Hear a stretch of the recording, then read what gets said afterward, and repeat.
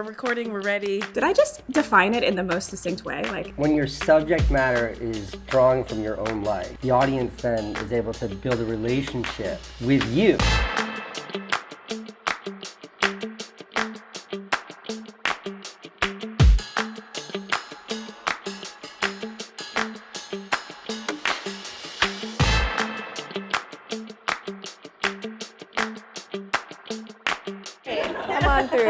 So we're actually really excited for the activity we're going to do today. We've split the ladies up into 2 different groups, and we're going to have them come down here and try to light a setup for about 30 minutes each, just to see what they do on their own and gauge where their level is with lighting. Welcome to the studio.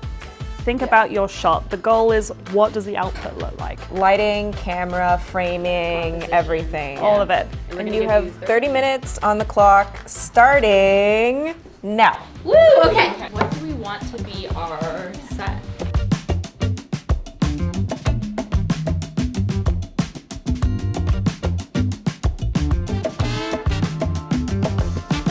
I think we got it. And your time's up. I could hear you guys coming, and I was like, they're gonna come in the middle. Hi everyone, my name is Charlotte, and most people know me as Charlotte from Chicago. Through my content, I tell stories and share journeys around the world, and my goal is to help make travel more safe, affordable, and accessible for everyone. So come along. Yes. Okay. Awesome. Okay, yeah, let's help you reset the room. Yeah. Then we'll switch, and then we'll come back here and like talk about all this stuff together. Okay. All right. Group 2, here we go, here we go, here we go. Go.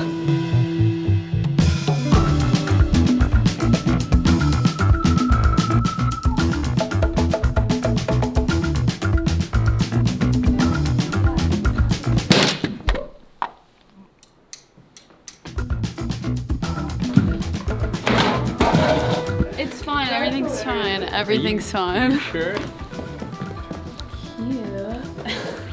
Well, I'm in the center now. It feels like every single thing that we damaged along the way was 100% worth it. It was leading up to this moment. And I wouldn't change a thing. Nothing. Okie dokie. Hey guys, hey. Y'all are done, so. We want to see what you did. Yeah. Ooh, y'all got a 3? We did a 3. Oh, Okay. wow. Really just all the team energy, you know?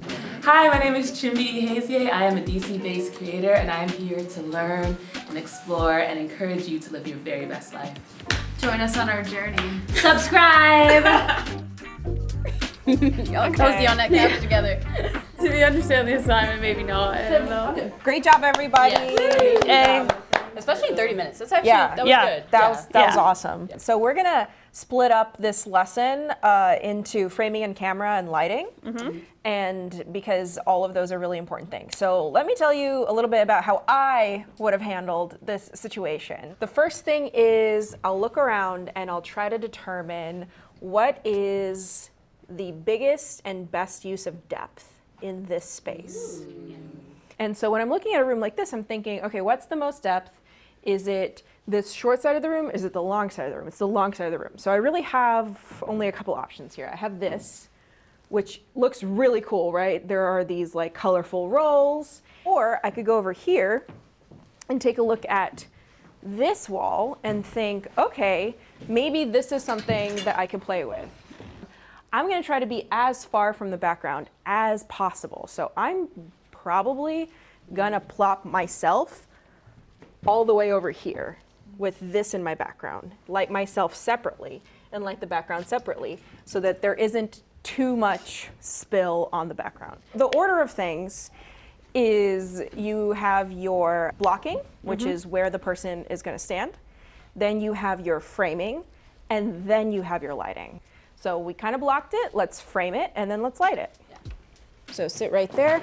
What I'm trying to do is shoot towards the L of the room. So the corner here, the L, that's what I'm trying to get at because it's gonna give me leading lines. What are leading lines? Leading lines are architectural ideas that can help frame. And the leading lines in this case are these pipes and these shelves. So I'm gonna use that to my advantage to build the most dynamic shot possible. You can see the shelves in the back point to her, these shelves point to her, everything is coming in and pointing at her. And we have a lot of depth in the background. So we can design everything in this little arena. Does anybody have any ideas on how we can improve move these? Okay, let's move them. You can move anything, right? Okay, so this is really good. We've done a very good preliminary setup. Of course, it doesn't mean it's the final, right? Once we light, we can also move things around, but I think that this is a good frame. Now I'm gonna hand it over to my colleagues to explain about lighting. I would like to know how you would light her and then how you would light the back.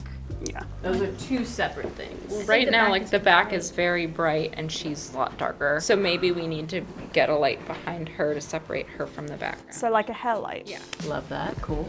Any other thoughts? I think more light coming in from the right, so it's not so much of a shadow.